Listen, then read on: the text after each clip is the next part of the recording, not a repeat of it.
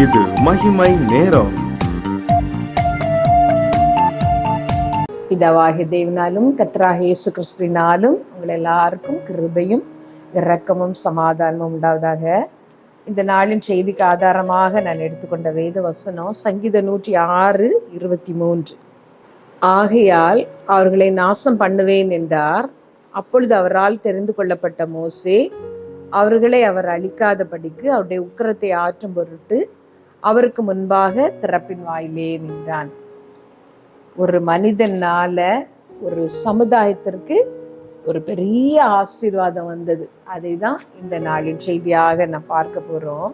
இஸ்ரவேல் ஜனங்களை எகிப்திலிருந்து கர்த்தருடைய ஓங்கிய புயத்தினாலும் வல்லமையுள்ள கரத்தினாலும் வழி நடத்தி வெளியே கொண்டு வந்தவர் இந்த மோசே ஆண்டோர் சீனாய் மலைக்கு வா என்று கூப்பிடுகிறார். கூப்பிட்டு இந்த ஜனங்கள், இந்த இஸ்ரவேல் ஜனங்கள் அவருக்கு கீழ்ப்படிய வேண்டிய கட்டளைகளையும் நியாயங்களையும் கர்த்தர் அந்த மலையிலே வைத்து மோசேக்கு கொடுக்கிறார். வெறும் கற்பனைகள் மாத்திரம் இல்ல, தான் அந்த ஜனங்களோடு வசிப்பதற்கு அவர்கள் ஒரு கூடாரத்தை ஏற்படுத்த வேண்டும், அந்த கூடாரம் எப்படியெல்லாம் இருக்க வேண்டும் என்று சொல்லுகிற மாதிரியையும் கர்த்தர் மோசேக்கு கொடுக்கிறார். ஜனங்களின் நடுவிலே நான் வசிக்க வேண்டும், அவர்களை நான் நேசிக்க வேண்டும் என்று கர்த்தர் நினைத்து அவர்களுக்கு நல்ல கற்பனைகளையும் கட்டளைகளையும் கொடுத்து கொண்டிருந்த அதே சமயத்திலே இந்த ஜனங்கள், வணங்கா கழுத்துள்ள இந்த ஜனங்கள், எங்களை நடத்தி கொண்டு வந்த அந்த மோசேக்கு என்ன சம்பவித்ததோ நாங்கள் அறியோம், எங்களுக்கு முன் செல்லும் தெய்வங்கள் வேண்டும் என்று சொல்லி ஒரு கன்று குட்டியை தங்களுக்கு தெய்வமாக செய்து கொண்டு அதற்கென்று ஒரு பண்டிகையை ஆசரித்து புசிக்கவும் குடிக்கவும் உட்கார்ந்து விளையாட எழுந்தார்கள் என்று சொல்லி வேதத்தில் நாம் பார்க்கிறோம். ஆண்டவர் அவர்களோடு வசிக்க விரும்புகிறார். இந்த ஜனங்களுடைய இருதயம் எல்லாம் ஒரு கன்று குட்டியின் பின்னால் போய் கொண்டிருக்கிறது. கர்த்தர் அதை பார்த்து மோசேயிடம் சொன்னார், நீ அழைத்து கொண்டு வந்த உன் ஜனங்கள் தங்களை கெடுத்து கொண்டார்கள், நீ என்னை விட்டு விடு, நான் உன்னை ஆசீர்வதிக்கிறேன் என்று சொல்லி மோசே பார்த்தார். இந்த ஜனங்கள் கன்றுக்குட்டியின் முன்னால் உட்கார்ந்து ஆடிக்கொண்டு இருக்கிறார்கள். மோசேக்கும் கோபம் வந்தது. ஆனால் கர்த்தருடைய சமூகத்திலே போன பொழுது மோசே இந்த ஜனங்களுக்காக பரிந்து பேசுகிறார். அந்த ஜனங்களுக்காக, ஆண்டவரே நீர் மன்னித்தருள்வீரானால் மன்னித்தருளும், இல்லாவிட்டால் என் பெயரை உடைய புஸ்தகத்திலிருந்து கிறுக்கி போடும் என்று சொல்லி அவ்வளவாய் அவர் மஞ்சாடி ஆண்டுடைய சமூகத்திலே ஒரு இரக்கத்தை கேட்கிறார்.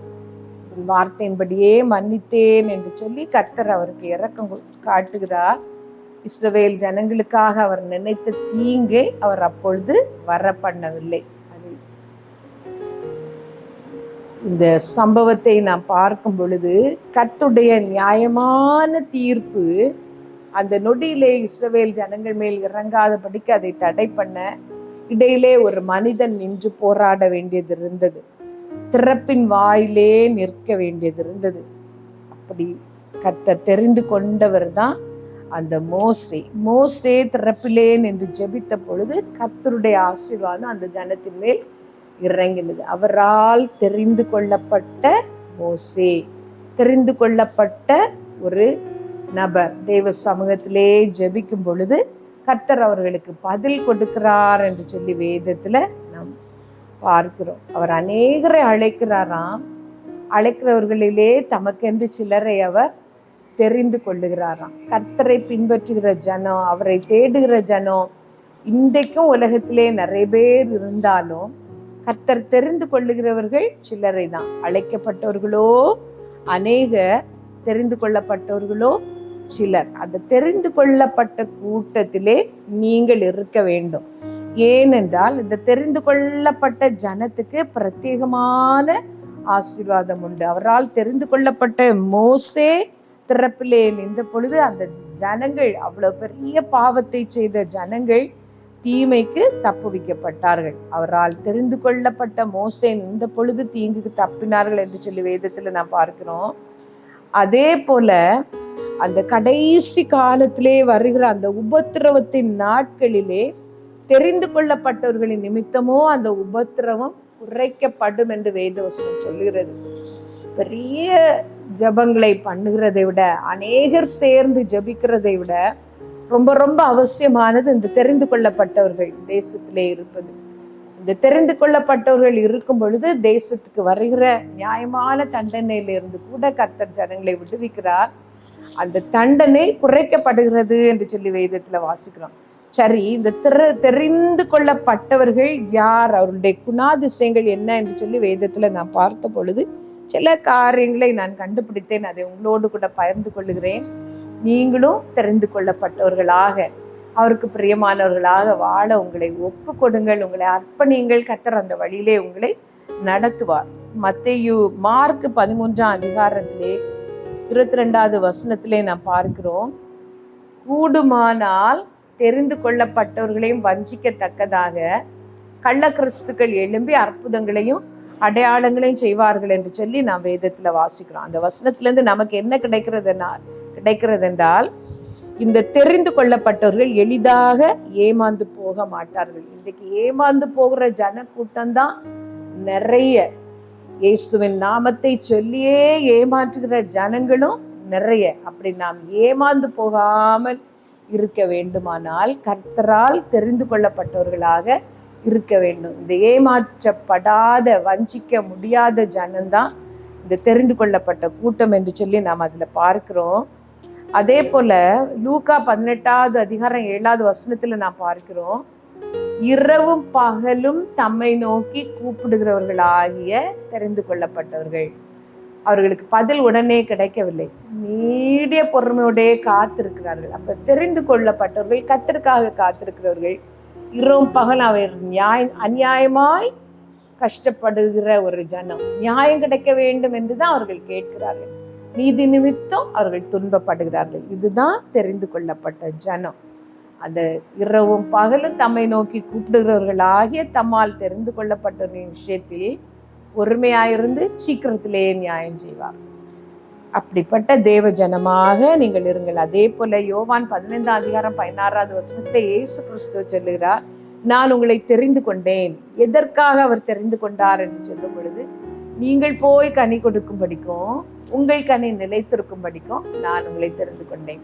இந்த தெரிந்து கொள்ளப்பட்ட ஜனங்களிடத்திலே கனி நிறைந்திருக்கும். அற்புத அடையாளங்கள் வல்லமை என்று அவர்கள் பெரிதாக பிரசித்தப்படுத்தாமல் கனி நிறைந்தவர்களாக அவர்கள் வாழ்வார்கள். இது எல்லாருக்கும் கொடுக்கப்படுகிற அழைப்பு. நீங்கள் இருக்கிற சூழ்நிலைகளிலே கனி நிறைந்தவர்களாக இருக்க வேண்டும். இயேசு கிறிஸ்துவும் அந்த 12 சீஷர்களை தெரிந்தெடுத்தார் என்று சொல்லப்பட்டிருக்கிறது. அவர் எதற்காக தெரிந்தெடுத்தார் என்று வேதத்துல நாம் பார்க்கும் பொழுது, தம்மோடு கூட இருக்கவும், பிரசங்கம் பண்ணும்படியாக தாம் அவர்களை அனுப்பவும், வியாதி உள்ளவர்களை குணமாகும். அப்ப இந்த தெரிந்து கொள்ளப்பட்டவர்கள் அவரோடு கூட இருப்பார்கள். அவரோடு கூட உள்ள வாழ்க்கையை அதிகமாக விரும்புவார்கள். அந்த தெரிந்து கொள்ளப்பட்டவர்களாக நீங்களும் உங்களை ஒப்பு கொடுங்கள். உங்கள் மூலம் தேசம் ஆசீர்வதிக்கப்படும். கர்த்தர் பெரிய காரியங்களை தேசத்திலே செய்வார்.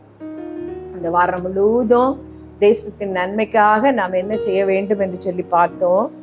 நீதிமான்களாக, பாவத்தை விடுகிறவர்களாக, தெரிந்து கொள்ளப்பட்ட ஜனமாக, உபவாசித்து ஜெபிக்கிற ஜனமாக நாம் காணப்படும் பொழுது, நமக்கு தந்திருக்கிற ஆண்டவர் தந்திருக்கிற பதவியையும் பட்டத்தையும் பணத்தையும் கர்த்தருடைய நாம மகிமைப்படுவதற்காக அவருடைய ஜனத்திற்காக செலவழிக்கிறவர்களாக நாம் வாழும் பொழுது நமது நிமித்தம் தேசத்திலே க்ஷேமத்தை வரும். நம்முடைய ஜெபம் பதில் தருகிற ஜெபமாக அது மாறும். உங்களை நீங்கள் ஒப்பு கொடுப்பீர்களா? ஏசப்பா, ஏதோ ஒரு விதத்துல, சின்ன விதத்திலாவது நான் என்னுடைய தேசத்துக்கு நன்மை தருகிறவளாக, தேசத்துக்கு நன்மை கொண்டு வருகிறவளாக நான் இருக்க வேண்டும் என்று ஆண்டவரிடத்திலே கேட்பீர்களா? பாவத்தை நீங்கள் விட்டாலே உங்கள் நிமித்தம் தேசம் க்ஷேமத்தை அடைகிறது என்று சொல்லி நான் வாசித்தோம். நாமம் தரிக்கப்பட்ட ஜனங்களாக சேர்ந்து ஜெபிக்கும் பொழுது நாம் ஆசீர்வதிக்கப்படுகிறோம் என்று பார்த்தோம். ஏதோ ஒரு விதத்திலே நீங்கள் வாழுகிற தேசம் ஆசீர்வதிக்கப்படட்டும். கண்களை மூடி ஆண்டவரிடத்திலே உங்களை ஒப்பு கொடுத்து ஜெயிப்பீர்களா? ஹல்லேலூயா, ஹல்லேலூயா, ஹல்லேலூயா.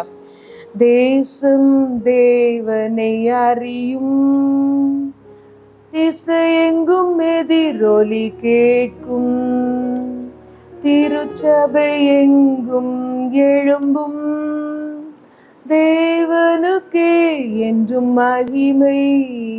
அல்லேலூயா, அல்லேலூயா, அல்லேலூயா, அல்லேலூயா, அல்லேலூயா, அல்லேலூயா, அல்லேலூயா. அர்ப்பணித்திடுவோம் இன்று நம் அத்தனையும் அவர்க்கென்று. அற்பமே ஆரம்பமானால் யார் அசட்டை செய்திட முடியும்? அல்லேலூயா, அல்லேலூயா, அல்லேலூயா, அல்லேலூயா, அல்லேலூயா, அல்லேலூயா, அல்லேலூயா. எங்கள் நல்ல தகப்பனே, எங்கள் தேசத்துக்கே ஆசீர்வாதத்தை கொண்டு வருகிற தேவ ஜனமாக எங்கள் ஒவ்வொருத்தரையும் நீர் மாற்றும் ஆண்டவரே. நீர் மாற்றும், எங்களை பரிசுத்தப்படுத்தோம்ப்பா. இன்னும் உம்மை கிட்டி சேர உம்மோடு கூட வாழ்கிற வாழ்க்கை எங்கள் ஒவ்வொருத்தருக்கும் தாரோம் ஆண்டவரே. வாலிப பிள்ளைகளுக்காக இந்த நாளில் விசேஷமாய் நான் ஜெபிக்கிறேன் ஆண்டவரே. அந்த இன்பமான வாலிப பருவம் ஒவ்வொரு பிள்ளைகளுக்கும் ஆசீர்வாதமாய் மாறட்டும். உலகத்தின் பாடுகளோடு, உலகத்தின் பிரச்சனைகளோடு போராடுகிற ஒரு வாழ்க்கையாக இந்த வாலிபம் இல்லாமல் கர்த்தருக்காக ஜெயம் எடுக்கிற ஒரு வாழ்க்கையாக, யோசேப்போடு கூட நீர் இருந்து பெரிய காரியங்களை செய்தது போல வாலிபத்திலே உம்மோடு கூட வாழ்கிற ஒரு வாழ்க்கையாக எங்கள் ஒவ்வொரு வாலிப பிள்ளைகளுடைய வாழ்க்கை நீர் மாற்றம்ப்பா. உங்களுடைய அபிஷேகம், உங்களுடைய பிரசன்னம் எங்கள் ஒவ்வொருவர் மேலும் இறங்கட்டும் கர்த்தாவே. எங்கள் ஒவ்வொருத்தரையும், எங்கள் ஒவ்வொரு குடும்பங்களையும் நீர் ஆசீர்வதியும். இந்த நாளில் விசேஷமாக இந்த மகிமை டிவிக்காக நாங்கள் ஜெபிக்கிறோம். ஏசப்பா, நீர் அதை ஆசீர்வதியும். உங்களுடைய அபிஷேகம் அதன் மேல் இறங்கட்டும். உங்களுடைய கிருபை அதை சூழ்ந்து கொள்ளட்டும் ஆண்டவரே. ஒவ்வொரு செய்தியும் உங்களுடைய வார்த்தைகளாக இருக்கட்டும். பேசுகிற ஒவ்வொருத்தரையும் பலப்படுத்தும் ஆண்டவரே. சமயத்துக்கு ஏற்ற வார்த்தைகளை நீர் ஒவ்வொருத்தருக்கும் கொடுத்துடலாம்ப்பா. கேட்கிறவர்களுக்கு லீதியாளின் திறந்த உள்ளத்தை கொடுத்துடணும் ஏசப்பா. உள்ளங்களை திறந்தரலும். தேவ வார்த்தைகள் அவர்கள் இருதயத்திலே பிரவேசித்து அவர்களுக்கு அது தேனை போல மதுரமா இருக்கட்டும். ஒவ்வொரு நபரையும் நீர் ஆசீர்வதிக்க நான் ஜெபிக்கிறேன் ஆண்டவரே. பண தேவைகள், ஆள் தேவைகள், ஜப தேவைகள் எல்லாவற்றையும் நீர் சந்தித்து போதுமான அளவு இந்த டிவி ஆசீர்வதிக்கப்படத்தக்கதாக எல்லா நன்மைகளால நீர் நிரப்பி ஆசீர்வதிக்க நாங்கள் ஜெபிக்கிறோம். அதை நடத்துகிறவர்கள் மேலும் உடைய கிருபையும் இரக்கமும் கூட இருக்கட்டும் ஆண்டவரே. ஏசப்பா, என்னையும் உடைய கரத்தில் தருகிறேன். இந்த நாளிலேயே பேசியிருக்கிற எல்லா வார்த்தைகளையும் உடைய கரத்தில் ஒப்பு கொடுக்கிறேன் ஏசப்பா. இது நல்ல விதைகளாக இருதயங்களிலே விழட்டும். சத்துரு களவாண்டு போகாதபடி 30, 100, 60 மேனி பலன் தருகிற வார்த்தைகளாக அந்த வார்த்தைகளை நீர் ஆசீர்வதியும். அப்பிரயோஜனமான ஊழியக்காரி ஆண்டவரே, செய்ய வேண்டிய கடமை மாத்திரம் நான் செய்திருக்கிறேன். இதனால சகல துதியும் கனம் மகிமை உமக்கு உண்டாகட்டும். இயேசுவின் நாமத்துல கேட்கிறோம் ஜீவனுள்ள எங்கள் நல்ல பிதாவே, ஆமென்.